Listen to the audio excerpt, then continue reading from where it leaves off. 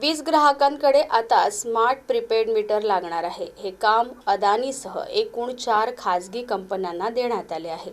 या मीटरमुळे meter reading, देयक वाटप ही कामे बंद होणार असल्याने ऐन सणासुदीच्या दिवसात कंत्राटी कामगारांवर बेरोजगारीचे मोठे संकट आले आहे।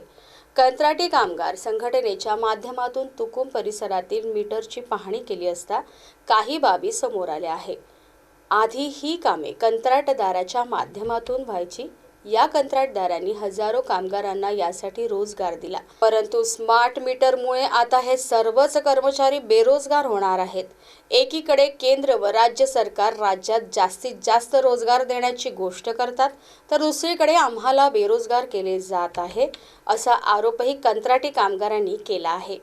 चंद्रपूर शहरासह जिल्ह्यात वीज ग्राहकांना प्रीपेड स्मार्ट वीज मीटर बसविण्याची प्रक्रिया सुरू असून ही प्रक्रिया रद्द करण्यात यावी यासाठी मोठे जनआंदोलन उभारू असे म्हणत आमच्या योजनेला विरोध असून सदर कारवाई तात्काळ थांबावी असे काँग्रेसचे महेश मेंढे म्हणाले।